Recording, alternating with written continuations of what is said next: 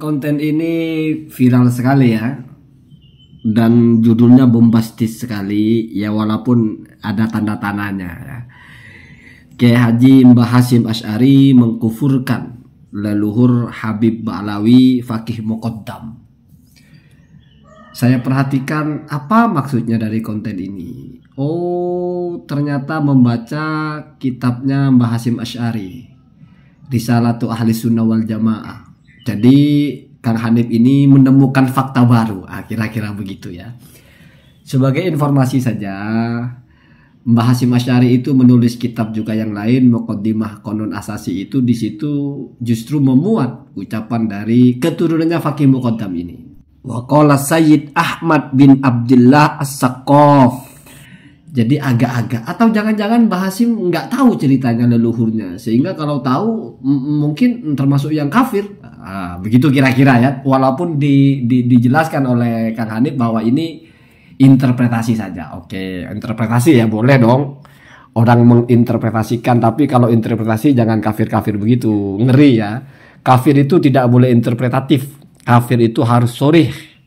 Ucapan-ucapan yang mengandung kekafiran itu harus sharih. Kalau ihtimal enggak kafir ya. Kemudian saya perhatikan di mana masalahnya kok bisa muncul seperti ini. Oh, ternyata ya menurut saya sih bukan menafsirkan, tapi salah baca atau mungkin salah paham atau terlalu maksa. Mari kita bedah ya, mengikuti gaya bahasanya ini. Mari kita bedah kitab apa sih yang dibaca ya. Ternyata yang dibaca adalah Risalah Ahli Sunnah wal Jamaah, Risalatu Ahli Sunnah wal Jamaah, halaman 13. Coba perhatikan, ini yang saya garis-garisi ini. Jadi ini Hadratus Syekh mengutip ucapan Imam Qadhi Iyad dalam kitabnya Asy-Syifa. Waqala Qadhi Iyad fi Syifa. Sampai di closingnya adalah fadzalika kulluhu kufrun bi ijma'il muslimin. Jadi ucapan-ucapan yang sudah nyata-nyata sharih mengandung kekafiran. Artinya ucapan-ucapan itu memang kafir. Banyak di situ dijelaskan. Misalnya itu ada Khalik selain Allah, ada Tuhan selain Allah. Di zaman azali ada sesuatu ya. Ketika tidak ada makhluk sama sekali, sudah ada sesuatu bersama Allah. Ya jelas kafir, Pak. Atau mengklaim Allah beranak, atau Allah diperanakkan, atau Allah punya istri. Maka di closingnya fadzalika kulluhu kufrun bi ijma'il muslimin. Maka itu semua adalah kafir menurut ijma' umat Islam. Begitu ya. Kemudian wa kadzalika, dan sama juga dengan itu, kufrun bi ijma'il muslimin, di atas itu man, orang. Perhatikan Kang ya, perhatikan Gus ya, pelan-pelan baca itu. Idda'a, yang mengklaim mujalasatallahi. Mujalasa itu ya ketika fi'il dan maf'ul itu mengerjakan hal yang timbal balik ya, kita tahu kan wazan mufa'alah itu kan. Jadi kalau mau doroba itu saling gebuk ya. Mujalasa ini kita duduk, orang itu juga duduk gitu. Ya jelas kafir, Pak, kalau begitu. Kenapa? Karena berarti Anda berpikir Allah itu duduk seperti Anda, berarti berupa benda. Anda duduk itu mesti di satu tempat. Kalau Allah juga duduk bersama Anda, maka berarti Allah itu di mata Anda adalah benda, materi, jisim. Ya jelas kafir, Pak. Berarti diliputi oleh tempat. Berarti Allah ada tempatnya. Ya kafir, Pak. Jadi itu maksudnya. Satu ya. Jadi pelan-pelan. Di sini ada kajian nahunya juga.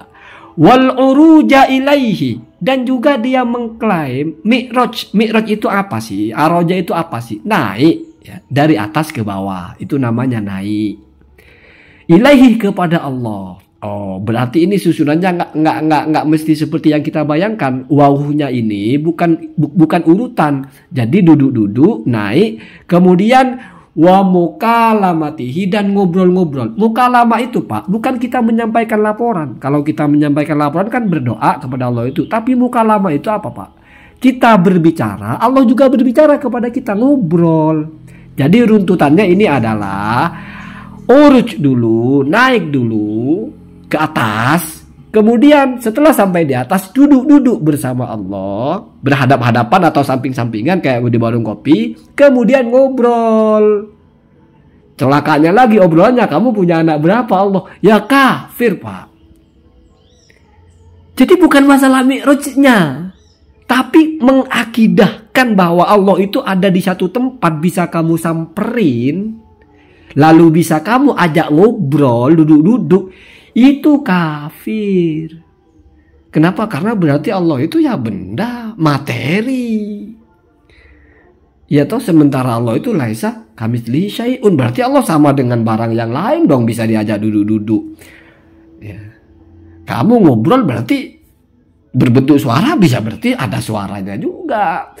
Terus kalau nggak ada wujudnya kok bisa disebut duduk-duduk? Siapa tahu dia berdiri, kan nggak duduk-duduk sama-sama duduk, nampak duduk gitu loh. Itu ya kafir, Pak.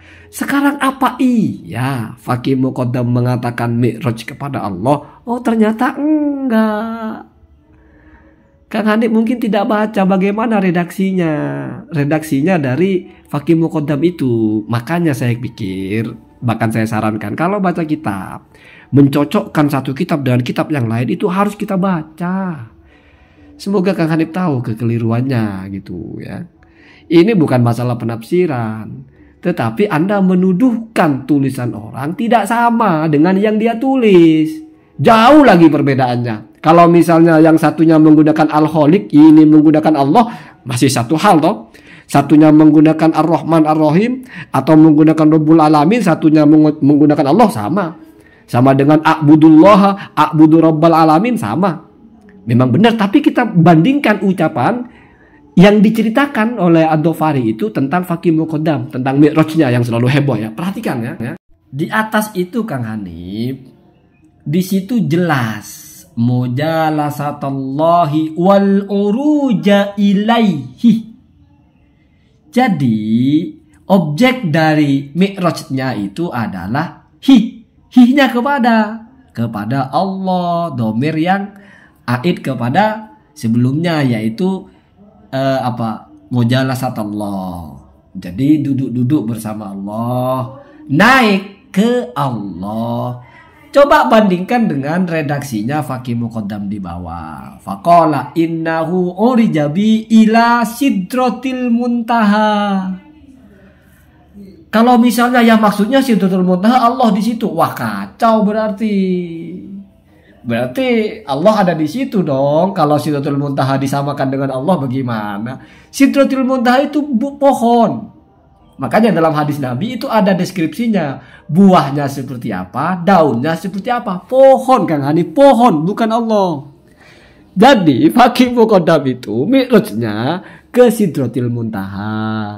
Itu pun tidak dijelaskan juga apakah yakdotan jasadan waruhan sebagaimana Rasulullah, atau jangan-jangan tidak yakdoh dan hanya ruhan sebagaimana sudah biasa mi'rajul aulia. Ini kajiannya tasawuf ya. Atau jangan-jangan mi'rajul mukminin, sholat. Jadi ketika sholat itu nembus ke langit, bukan nembus ke Allah. Karena di situ urujun ilallahi itu atau ilaihi itu jelas paketnya mujalasah mukalamah. Jadi kalau dalam nahu itu tartibnya adalah, artinya kronologisnya itu mestinya adalah man idda'a al-uruja ilallahi wal mujalasah atau wa mujalasatahu wa mukalamatahu. Siapa yang mengklaim naik ke tempatnya Allah lalu duduk-duduk bersama Allah, lalu ngobrol bersama Allah. Ingat mujalasah mukalamah. Kita nanya dijawab. Allah dengar ucapan kita, kita dengar ucapan Allahnya. Atau Allah duduk, kita duduk, namanya mujalasah. Duduk-duduk, saling duduk lah bahasanya. Mukalamah, saling ngobrol. Ya jelas kafir Kang. Siapapun kalau berakidah begitu. Nggak ada orang berakidah begitu. Nabi saja tidak begitu akidahnya. Nabi yang mi'raj ke Sidratul Muntaha. Nggak mesti orang yang mengklaim mi'raj ke Sidratul Muntaha berarti dianggap mi'raj kepada Allah gitu Kang ya gitu. Oh iya, wow itu kata-kata sambung dan. Kalau dalam bahasa kita mungkin lebih digunakan tertib giliran. Jadi misalnya Maman datang lalu Mukidi. Kita biasanya ngomongnya itu datang Maman dan Mukidi, atau setidaknya bersamaan gitu. Jarang kita akan bilang datang Mukidi dan Maman, karena yang kita tahu yang datang duluan Maman bukan Mukidi. Tapi kalau dalam bahasa Arab enggak. Wow dalam bahasa Arab itu li'itlaqil jam'i, hanya memastikan punya hukum yang sama antara sebelum dan sesudah waw. Ja'a Zaidun wa Amrun. Yang mau kita pastikan adalah keduanya ini sama-sama datang. Enggak soal gilirannya. Karena kalau ditertib atau ditakib, kalau menunjukkan susunan atau menunjukkan siapa yang setelahnya itu bukan pakai waw. Biasanya pakai fa. Atau mungkin summa. Contohnya apa dalam Al-Quran? Orang-orang mungkirul ba'si, orang-orang yang tidak percaya dengan kehidupan setelah kematian. Malah di situ ucapan mereka namutu wa nahya. Bayangkan. Namutu itu artinya kami akan mati. Wa nahya dan kami akan hidup. Oh berarti mereka percaya terhadap kebangkitan dong. Padahal mereka ini adalah orang-orang yang tidak percaya kepada kebangkitan. Maka dari itu oleh ulama dijelaskan bahwa waw di situ tidak memastikan urutan. Jadi itu hanya memastikan bahwa hidup dan mati sama-sama dianggap berlaku kepada yang mengatakan itu. Jadi dua-duanya sama-sama mereka alami gitu. Tapi susunannya nggak seperti yang mereka ucapkan. Yaitu namutu wa nahya.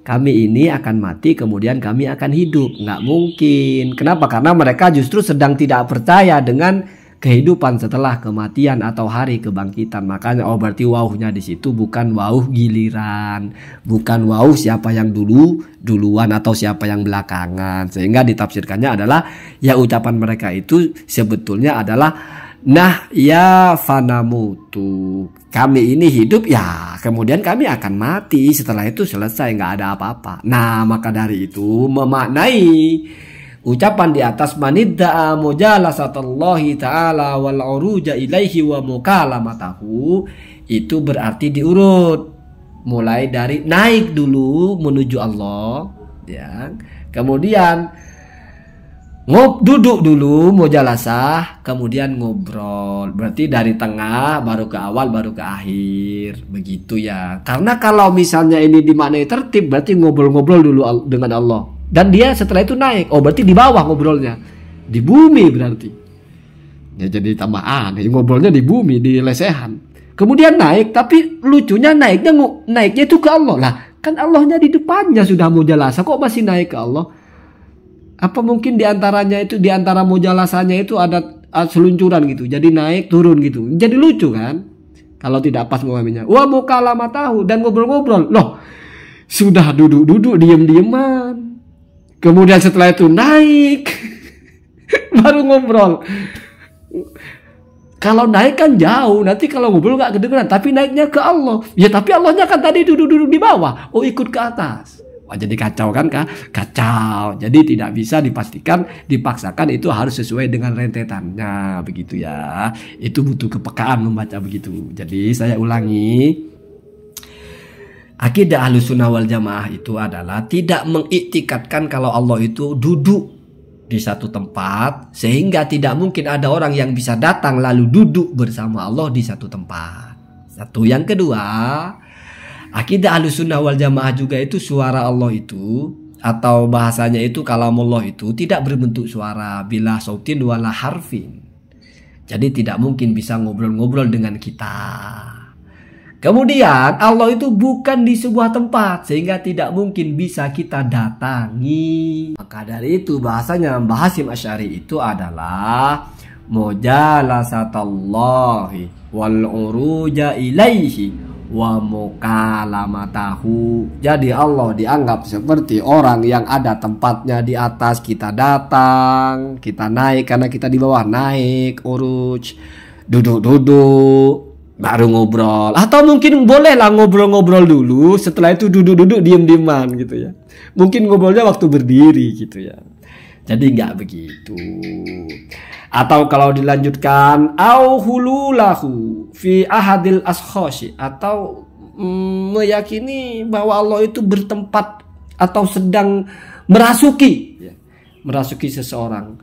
Kaqauli ba'dil mutasawwifati, seperti ucapannya sebagian orang-orang tasawuf ya. apa itu tertutup ya, dan seterusnya ya.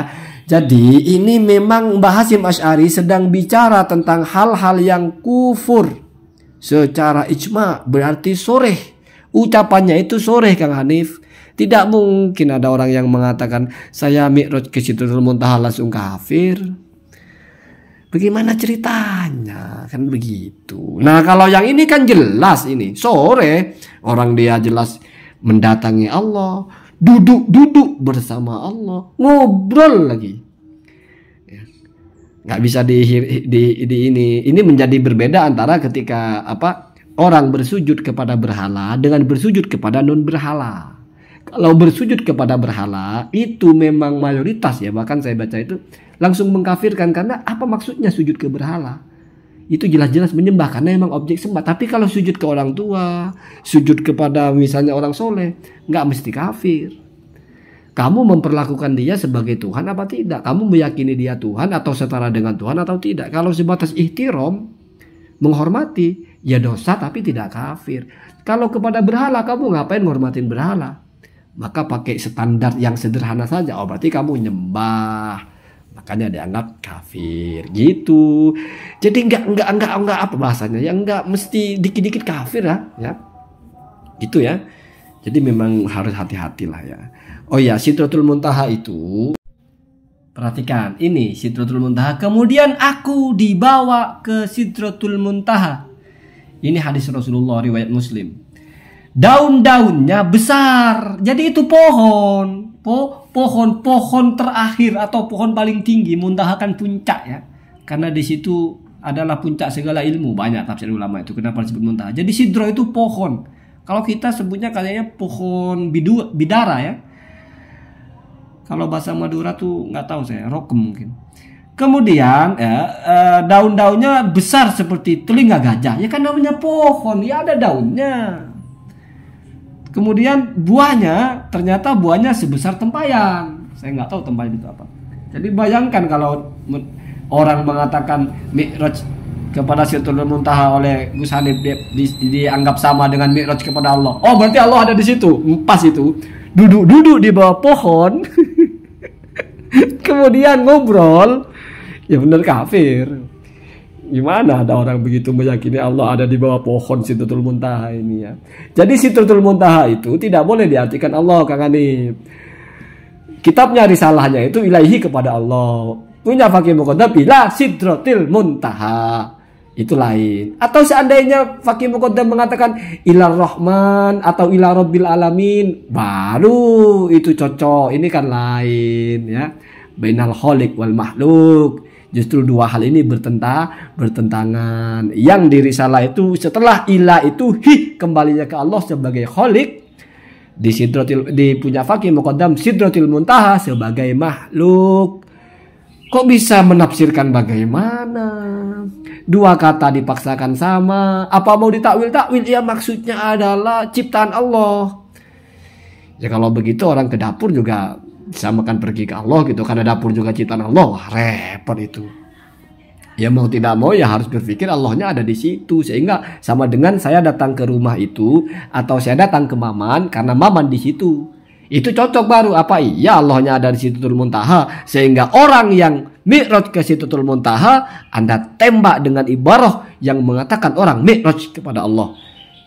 Itu kesialan luar biasa, itu kecerobohan ya. Hati-hati ya, hati-hati. Dibaca-baca lagi ya, dibaca-bacalah lagi. Semakin kita keliru, semakin dibaca banyak orang, semakin mengerikan. Apalagi ini menjadi mesiu. Oh, leluhurnya Fakih Muqaddam dikafirkan pendiri NU ternyata. Terus alangkah bodohnya Rais Am, alangkah bodohnya itu yang masih bela-bela Balawi, leluhurnya jadi dikafirkan kok. Atau mungkin tidak bermaksud, atau mungkin ya tidak mengkafirkan karena nggak baca, nggak tahu. Mbah Hasyim itu nggak tahu cerita Fakih Muqaddam itu. Atau jangan-jangan kiai-kiai sekarang Rais Am itu nggak tahu kalau Mbah Hasyim menulis begini. Jadi yang tahu Kang Hanif saja. Oh ya mungkin ya. Tapi jangan-jangan mereka juga sudah tahu, tetapi seperti ini tidak mereka temukan karena memang tidak ada. Tiba-tiba kita baca kitabnya pendiri Nahdlatul Ulama, tiba-tiba mengkafirkan Fakih Muqaddam menurut penafsiran ya. Ya, kalaupun itu misalnya bukan penafsiran atau semacam bertanya gitu ya. Mestinya kalau begitu bukan hanya judulnya yang bertanya, mestinya narasinya itu ya ini pertanyaan dari saya makanya saya jawab gitu ya. Ya mungkin pada akhirnya saya anggap itu mungkin bertanya karena ada tanda tanyanya ya makanya saya jawab ya. Enggak gitu ya. Tanya kepada yang alim juga enggak akan begitu. Tanya kepada Kiai Imaduddin lah kalau perlu. Apa iya begitu memahami kitabnya? Enggak lah ya. Allahumma hadina hadza sabila.